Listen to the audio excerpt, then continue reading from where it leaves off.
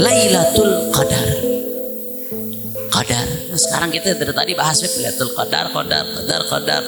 Apa artinya Lailatul Qadar? Malam Qadar. Kata Qadar itu artinya apa?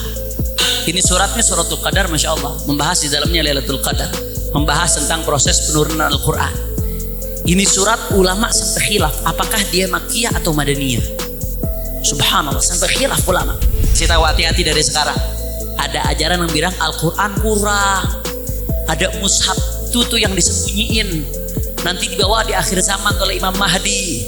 Ada mushaf ini, ada ayat-ayat yang disembunyikan, ada yang kurang. Barang siapa yang meyakini ini hukumnya kafir, karena dia menentang mujma' alaih ma'luman din bidurah, menentang qat'iyah.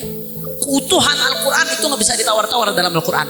Siapapun yang meyakini Al-Quran kurang satu huruf pun, maka na'udzubillah min dzalik, dia kafir, keluar daripada agama Islam. Na'udzubillah min. Buah daripada ilmu adalah bagaimana kau takut kepada Allah, hidup untuk mencari ridha Allah. Buah daripada ilmu untuk bedain kita dengan binatang. Binatang hidup cuma buat makan, cuma buat pikirin bagaimana caranya enak.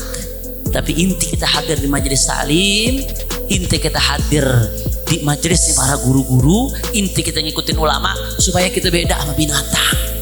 Hidup bukan cuma buat makan, hidup bukan cuma buat nyari ngumpulin materi, tapi hidup buat bagaimana kita bahagia di hari kekal nanti. Kowar-kowar di mana buktinya badan Firaun Musa? Buktinya kagak ada. Mana ini kalau orientalisnya orang Betawi? Buktinya kagak ada. Mana buktinya kagak ada. Tapi orang ngomong Betawi nggak ada yang orientalis, insya Allah. Orang Betawi cinta Islam, cinta ulama, betul? Jadi Fir'aun itu bukan nama orang. Fir'aun bukan nama orang. Kadang-kadang ada orang kita yang pengen namain anaknya pakai tunjuk-tunjuk di Al-Quran. Anaknya lahir asal kebet Al-Quran, kemudian asal nunjuk, kena di sini nih. Begitu kena lapat Fir'aun, anaknya namain Fir'aun. Fir'aun binti Mamat. Tapi kalau zahirnya melakukan kemunkaran, zahirnya jelas ini munkar. Oh ini munkar yang ngelakuin kezaliman nih jelas. Oh ini munkar nih, dia nenggak minuman keras. Oh ini munkar nih, jualan miras. Oh ini munkar nih, jelas diskotik nih. Oh ini munkar nih jelas. Nabi jelasin babnya di situ bukan husnuzon. Babnya di situ man ra'a minkum munkaro. Barang siapa yang ngelihat kemunkaran, maka hendaknya dia rubah. Bisa pakai tangannya pakai tangan, bisa pakai kekuasaannya dengan kekuasaan, bisa pakai lisannya dengan lisan, bisa dia pakai kalau nggak bisa juga maka minimal dengan hati. Itu tempatnya kalau ada orang maksiat. Setelah itu, andai setelah ditegur dia sudah berhenti dari maksiat, maka kita dianjurkan lagi untuk mungkin dia udah diampunin sama Allah Subhanahu. Allah sembunyikan wali-walinya. Allah kadang nggak tunjukin yang mana yang wali, yang mana bukan. Kadang-kadang kita lihat orang pakai imamah, pakai sorban, walaupun kita nggak diajarin untuk suudzon, tapi ternyata dia syaitan, ternyata dia dajjal. Ternyata itu yang lebih dikhawatirkan Nabi daripada dajjal, ulama na'udzubillah min. Tapi kadang-kadang ada orang la yu'ba'u bih, ya, la yu'ba'u bih, rajulun ash'ath aghbar la yu'ba'u bih. Ada orang berdebu, dekil, ash'ath aghbar, la yu'ba'u bih, enggak dipedulin sama orang. Lau aqsama Allah la abarra. Andai dia minta sama Allah, la abarra, Allah pasti gobul. Ternyata dia wali Allah. Dari penampilannya enggak ada tampang-tampang wali, tapi ternyata wali. Kenapa Allah sembunyikan wali Allah di antara hamba-hambanya yang mukmin? Supaya kita husnudzon kepada hamba Allah, husnudzon bi ibadillah. Di Mesir, di Hadramaut terawih paling ramai malam 29 di Masjidil Mahdar. Selain dia terakhir, karena banyak pendapat ulama yang mengatakan kuat malam 29 atau malam 27 paling ramai. Kita malah paling ujung, paling sepi, kebalikannya saudara. Itu sayang seribu sayang tuh kebiasaan yang mesti dirubah tuh. Itu tuh salah satu jalan setan tuh supaya kita nggak dapat Lailatul Qadar. Na'udzubillah amin. Hamlus sila ala atihi fi sabilillah azza wajal alfu syahr. Innahu dzukira Rasulullah sallallahu alaihi wasallam rajulun min Bani Israil hamala sila ala atihi fi sabilillah azza wajal alfu syahr. Ini perlu dicek nanti di cetakan kitab lain. Kadang-kadang kita kalau ngecek kitab Nggak bisa di satu cetakan. Kadang-kadang percetakan suka salah, wallahu alam. Ini perlu dicek di cetakan lain. Tapi intinya redaksinya sepertinya seperti ada yang ganjil. Tapi intinya bisa dipahami. Ada seseorang datang ke Rasulullah nyebutinnya, Rasulullah, di Bani Israel itu ada pahala gede ya Rasulullah. Apa pahalanya? Kalau ada seseorang ya Rasulullah, katanya kalau dia membawa pedang di jalan Allah, maka dia, oh naam, la. Begini maksudnya, al-afu. Ada yang nyebutin ke Rasulullah, alfa syahrin, berarti alfa syahrin. Ya Rasulullah, ada di Bani Israel seseorang ya Rasulullah, yang punya amalan. Amalannya apa? Amalan dia ngangkat pedang selama 1000 tahun. Dicerita ke Rasulullah. Hebat ya Rasulullah, dia bisa beramal nih, orang di Bani Israel bisa beramal, ngangkat pedang di jalan Allah selama 1000 tahun, alfa syahrin. Alfa syahrin, maaf, 1000 bulan. 1000 bulan. Emang kalau udah lapar, udah mau jam 12 begini deh. Bulan gue terjemahin tahun.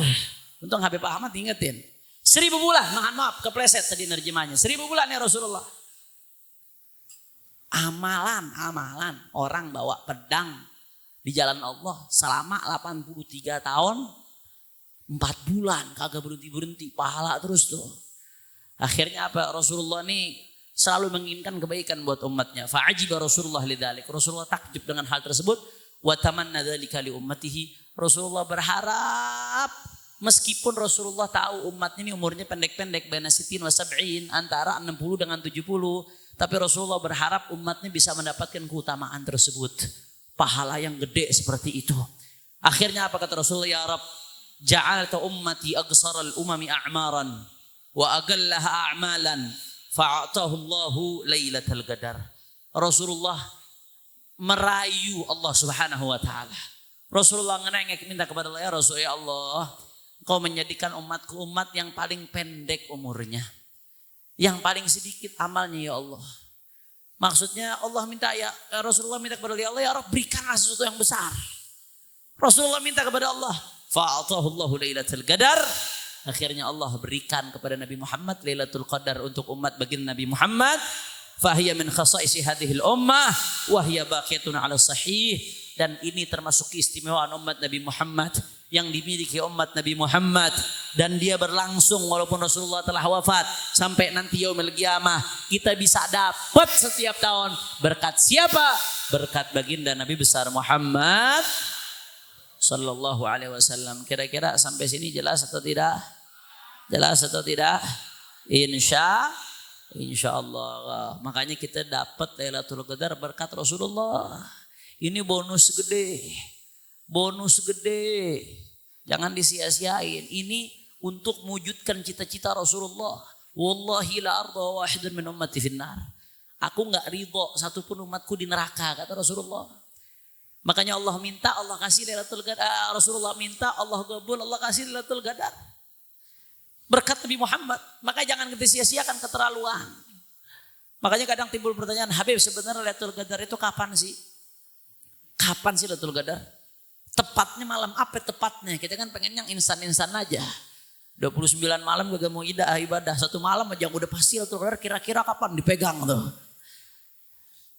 Ahiba'il kiram, ulama ada beda pendapat. Yang pertama, saya kasih kesimpulannya aja dulu. Saya kasih kesimpulannya. Ya.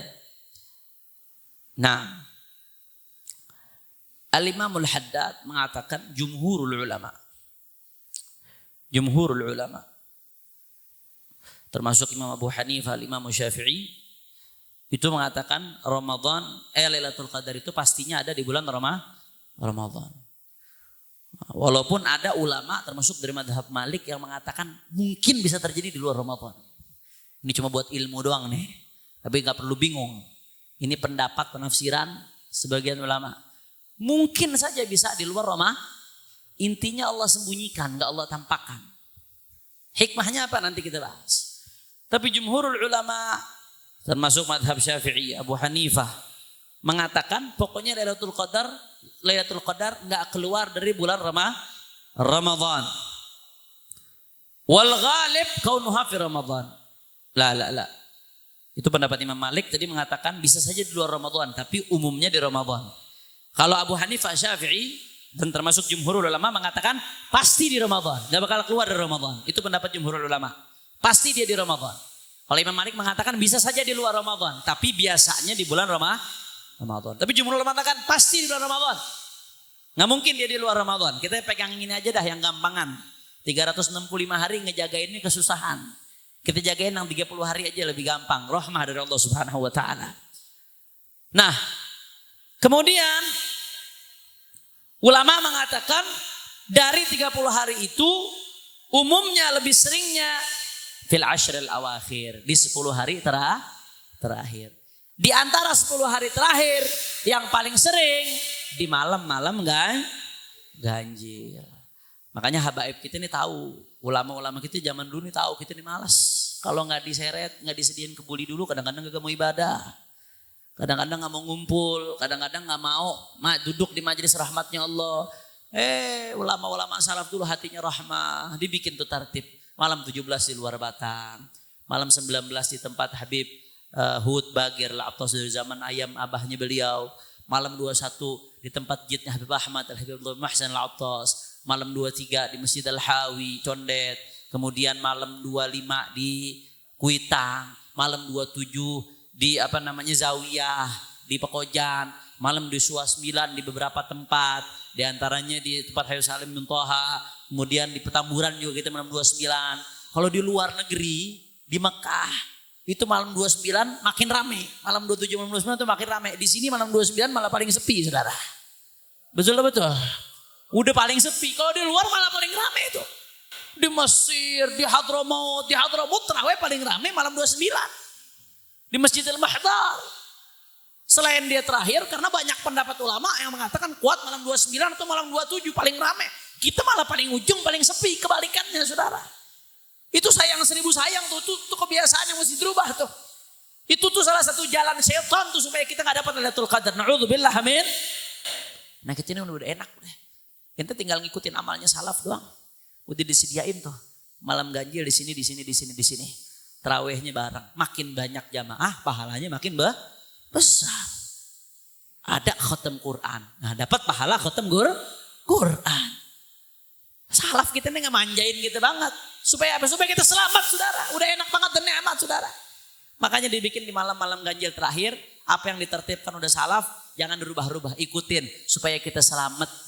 Amin ya rabbal alamin. Apa sebab hikmahnya? Kenapa enggak Allah tentuin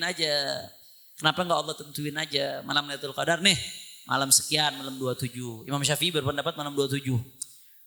Di Hadramut termasuk yang paling lama malam 27 di Masjid Ba'alawi. Di Mesir paling ramai Masjid Amr bin As malam 27. Karena pendapat Imam Syafi'i keseringan katanya jatuh di malam 27. Tapi jumhur ulama kata Imam Haddad mengatakan kesimpulannya kata Imam Haddad pokoknya enggak pasti. Umumnya di malam ganjil. Tapi bisa saja di malam pertama Ramadan mungkin aja. Di malam kedua Ramadan mungkin aja. Di malam ketiga Ramadan mungkin aja. Walaupun keseringan jatuhnya di malam-malam ganjil saudara. Apa hikmahnya Allah sembunyiin? Supaya kita semangat 30 Ramadan full tuh ibadah jangan putus saudara. Karena Ramadan ini madrasah. Ramadan ente baik. Setelah itu bakalan menjadi baik. Kita dididik di bulan Ramadan. Keluar Ramadan dapat ijazah. Itu gimana nar. Dapat syahadah, dapat sertifikat, bukan S1, S2, bukan doktor, bukan itik minan nar. Syahadahnya dapat itik dibebaskan dari api neraka. Orang tandanya dapat itik minan nar. Apa? Jadi orang min ahlil jannah, amalnya amal ahlil jannah. Jadi orang baik setelah itu tandanya. Berubah jadi baik. Madrasah, makanya Allah sembunyiin. Jadi 30 bulan tuh, 30 hari tuh. 30 hari tuh ente berlatih. Berlatih bagaimana mujahadah, menjaga diri. Siang puasa, malam ibadah, jangan maksiat supaya menjadi ahlul jannah ke depannya supaya jadi orang baik. Itu hikmahnya. Lailatul Qadar fil layali litahya jami'uha. Nah, kenapa di hari Jumat? Allah mengatakan, Nabi mengatakan dalam hadis, inna fi lailatil jum'ah sa'ah, di hari Jumat atau di hari malam Jumat itu ada 1 jam, 1 saat yang manakala hamba berdoa ketepaan di jam tersebut Allah gabul. Ketepaan di saat tersebut Allah gabul. kenapa Allah sembunyiin? Gak dikasih tahu aja jamnya jam sekian. Jamnya jam 5 sore. Oh rame itu majelis di mana-mana tuh. Kalau Allah tentuin. Allah gak tentuin. Allah gak tentuin. Pokoknya hari Jumat kata Allah. Karena Nabi gak tentuin. Pokoknya hari Jumat kata Nabi saudara. Apa tujuannya? Supaya kita ijtihad dalam ibadah di hari Jumat. Memotivasi kita. Kita ini kalau nggak disembunyiin, kita nggak bakal hidupin semuanya. Kita ngambil enaknya doang. Langsung yang instan. Maunya yang cepet-cepet aja. Betul lah betul. Sama seperti apa? Salatus sahabitu ala salawati wa salatil wusta. Jagalah solat dan solat wusta. Allah nggak sebutin secara spesifik. Walaupun ada tafsir ulama.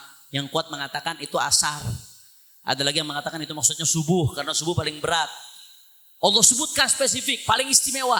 Tapi intinya apa? Allah gak sebutin tuh ulama apa beda pendapat dalam penafsirannya. Intinya semua sholat harus dijaga. Allah gak kasih tahu yang mana yang wusta. Gak disebutin secara langsung. Akhirnya ulama beda-beda penafsiran. Supaya kita jaga semua sholat. Gak cuma itu. Ya, Allah sembunyikan wali-walinya. Allah kadang gak tunjukin yang mana yang wali, yang mana bukan. Kadang-kadang kita lihat orang pakai imamah, pakai sorban. Walaupun kita gak diajarin untuk suudzon, tapi ternyata dia syaitan. Ternyata dia dajjal. Ternyata itu yang lebih dikhawatirkan Nabi daripada dajjal. Ulama na'udzubillah min. Tapi kadang-kadang ada orang la yu'ba'u bih. Ya, la yu'ba'u bih. Rajulun ash'ath aghbar la yu'ba'u bih. Ada orang berdebu, dekil. Ash'ath aghbar la yu'ba'u bi, enggak dipedulin sama orang. Lau aqsama 'ala Allah la abarra. Andai dia minta sama Allah la abarra, Allah pasti gobul. Ternyata dia wali Allah. Dari penampilannya enggak ada tampang-tampang wali, tapi ternyata wali. Kenapa Allah sembunyikan wali Allah di antara hamba-hambanya yang mukmin? Supaya kita husnudzon kepada hamba Allah, husnudzon bi ibadillah. Husnudzon terhadap hamba Allah. Habib berarti kalau ada orang maksiat jangan kita nahi munkar, Habib husnudzon aja paling lobo menyan. Ada konteksnya husnudzon suudzon. Ada tempatnya kapan nahi munkar. Husnudzon itu dijelaskan oleh ulama, tempatnya kapan? Kalau ada seseorang dhahiruhu khair, ngelakuin dhahirnya khair. Ngelakuin perbuatan yang dhahirnya baik atau dhahirnya biasa-biasa aja. Maka kita diharuskan husnudzon. Iltamisu li akhika 70 udhran. Ente kalau ngelihat perlakuan saudaramu, kelihatannya ente kurang cocok, tapi sebenarnya baik. Cari alasan 70 alasan bagaimana ente husnudzon sama dia. Kalau nggak begini, oh mungkin begini, suruh husnudzon kita. Tapi kalau zahirnya melakukan kemunkaran, zahirnya jelas nih munkar. Oh ini munkar yang ngelakuin kezaliman nih jelas. Oh ini munkar nih, dia nenggak minuman keras. Oh ini munkar nih, jualan miras. Oh ini munkar nih, jelas diskotik nih. Oh ini munkar nih, jelas. Nabi jelasin babnya di situ bukan husnudzon. Babnya di situ man ra'a minkum munkaro. Barang siapa yang ngelihat kemunkaran, maka hendaknya dia rubah. Bisa pakai tangannya pakai tangan, bisa pakai kekuasaannya dengan kekuasaan, bisa pakai lisannya dengan lisan, bisa dia pakai kalau nggak bisa juga maka minimal dengan hati. Itu tempatnya kalau ada orang maksiat. Setelah itu, andai setelah ditegur dia sudah berhenti dari maksiat, maka kita dianjurkan lagi untuk mungkin dia udah diampunin sama Allah Subhanahu. Bahkan at-ta'ib min adz-dzambi kaman la dzanbalah. Jangan merasa suci kita lama di majelis, tahu ngeliat orang baru tobat, terus kita merasa maksiat, gue udah lama majelis dari Al-Bahjah awal berdiri gue udah ikut. Ini anak baru nih, baru tobat kemarin. Walaupun gak ditunjukkan tapi dalam hati seperti itu. Hati-hati. At-ta'ib min adz-dzambi kaman la dzanbalah. Orang yang bertobat dari dosa seakan-akan dia gak punya dosa. Orang yang bertobat dari dosa suci, bersih lagi. Kalau ditobatnya tobat nasuh, makanya jangan pernah suudzon kepada hamba Allah Subhanahu wa taala yang udah bertobat. Man ra'a anna lahu qadran fala qadralah. Orang yang ngerasa dirinya punya kadar, merasa dirinya mulia, berarti dia bukan orang mulia. Karena orang mulia enggak merasa dirinya mulia. Orang mulia enggak minta dihormatin karena kemuliaan Allah kemuliaan itu datangnya dari Allah Subhanahu. Apa hikmahnya kembali kita di wali Allah disembunyikan supaya bikin kita husnudzon kepada ibadillah. Ridha Allah kadang Allah sembunyiin di balik amal-amal soleh. Ada riwayat yang mengatakan Imam Ghazali diampuni gara-gara apa? Setelah meninggal ada yang mimpi. Diampuni gara-gara Imam Ghazali ketika lagi nulis ada laler. Laler minum di tintanya, didiemin sama Imam Ghazali. Ada riwayat saya dengar dari guru-guru, dari beberapa ulama demikian. Ada laler didiemin sama Imam Ghazali ketika minum dari tintanya ketika Imam Ghazali nulis. Imam Ghazali tahan dulu nulisnya, didiemin sampai laler itu selesai minum. Kemudian setelah laler itu selesai minum, baru Imam Ghazali lanjutkan. Gara-gara apa Imam Ghazali diampuni oleh Allah? Salah satunya nih gara-gara itu. Ada ridho Allah di situ, saudara. Jangan pernah mengecilkan amal sekecil apapun karena kita nggak tahu di mana ada ridho Allah. Apa fungsinya Allah sembunyikan ridhonya di balik amal-amal ini, kita nggak tahu. Supaya semua amal baik kita semangat ngerjainnya. Kalau Allah tunjukin di sini, kita semangatnya di situ doang. Yang lain kita nggak hero, nggak peduli. Jelas apa jelas? Atau tidak? Kenapa? Murka Allah sembunyikan di antara maksiat-maksiatnya. Jangan pernah meremehkan maksiat, kita nggak tahu maksiat mana yang bikin Allah murka kepada kita. Jangan-jangan yang kecil justru bikin Allah murka kepada kita. Supaya kita nggak maksiat semuanya kita tinggalin. Kalau Allah tunjukin, Allah murka kalau ente maksiat ini doang nih. Yang ini sebenarnya Allah ampunin. Kalau ditunjukin begitu, yang lain kita lakuin nanti akhirnya. Kenapa Allah sembunyiin? Supaya kita diampuni oleh Allah. Nah kembali ke Lailatul Qadar. Kenapa disembunyikan malam Lailatul Qadar? Supaya kita berijtihad, saudara. Supaya kita semangat ngejar. Kita yang umurnya pendek ini. Mudah-mudahan Allah kasih kita panjang umur. Fi ta'atillah wa rasulih fi sihah wa afiyah. Nah, tapi sepanjang-panjang umur kita berapa sih? Berapa sih sepanjang-panjang umur kita? Sekuat-kuatnya kita sampai kapan sih? Nah Allah kasih sebulan tuh. Gak dikasih tahu. Ente kejar itu sebulan. Cukup 11 bulan dunia ente udah cukup. Cukup 11 bulan hura-hura ente udah cukup. Ini sebulan buat Allah. Ini sebulan buat perbaiki diri ente. Ini sebulan buat merasakan kenikmatan ibadah. Pokoknya kalau ente jaga selama sebulan, on jaga minimal jaga puasanya dijaga, tarawehnya dijaga, insya Allah dapat Lailatul Qadar. Minimal tuh, minimal jaga puasa, jaga taraweh, insya Allah dapat Lailatul Qadar. Taraweh dan sholat isya berjamaah juga. Apalagi sholat subuhnya berjamaah itu minimal. Insya Allah dapat Lailatul Qadar. Apalagi dijaga khatam Qurannya. Apalagi dijaga doa-doanya. Apalagi dijaga tahajudnya. Insya Allah mendapatkan Lailatul Qadar. Mudah-mudahan Allah takdirkan kita termasuk hamba Allah yang mendapatkan Lailatul Qadar. Amin ya rabbal alamin. Kira-kira sampai sini jelas atau tidak? Itu hikmahnya Allah rahasiakan. Walaupun kadang-kadang ulama ada rumus-rumusnya.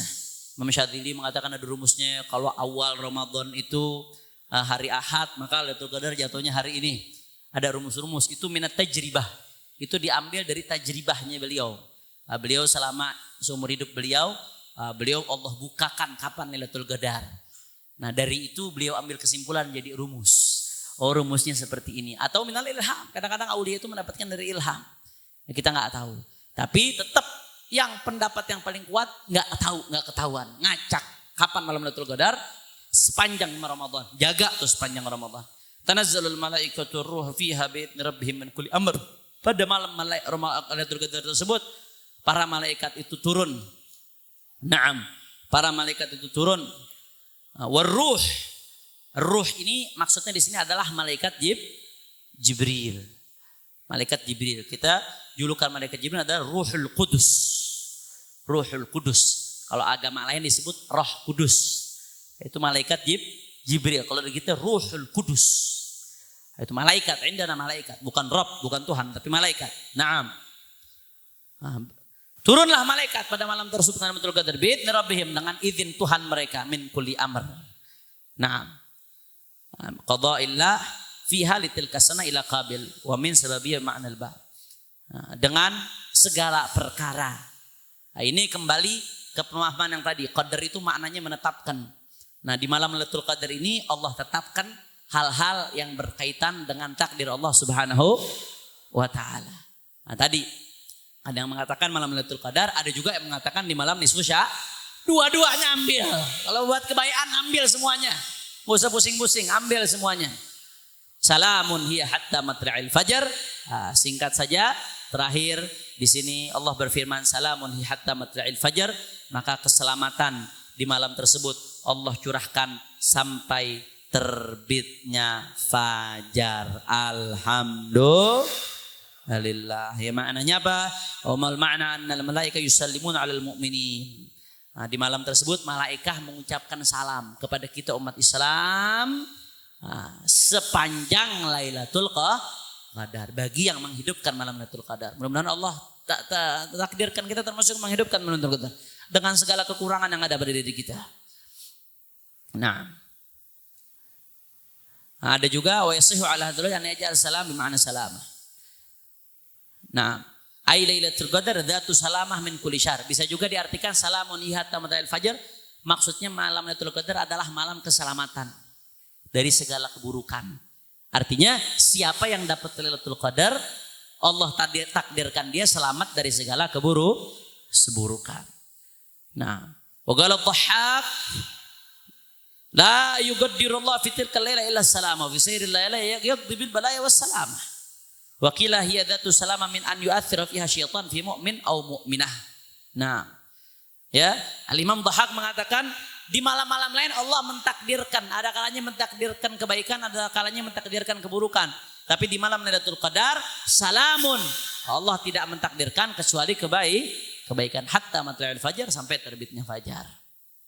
Ada lagi yang mengatakan maksudnya malam Lailatul Qadar, di malam Lailatul Qadar mukminin yang menghidupkan malam Lailatul Qadar Allah kasih selamat dari pengaruh setan. Bukan hanya malam Lailatul Qadar kalau ini, tapi sepanjang bulan Ramadan. Makanya hawa nafsu lebih berat dari setan. Kenapa? Setan ada liburnya, hawa nafsu gak ada liburnya. Iya, itu salah satu kenapa hawa nafsu lebih berat daripada setan. Lebih hebat menggoda kita. Setan ada liburnya. Kapan liburnya? Malam bulan Ramadan. Setiap bulan Ramadan. Tapi hawa nafsu libur gak bulan Ramadan? Enggak. Makanya tetap ada yang maksiat, tetap ada yang ngerampok, tetap ada yang jahat, tetap ada yang makin berangsak di bulan Ramadan. Kenapa? Karena ngikutin hawa nafsu. Salamun hatta matla'il fajar.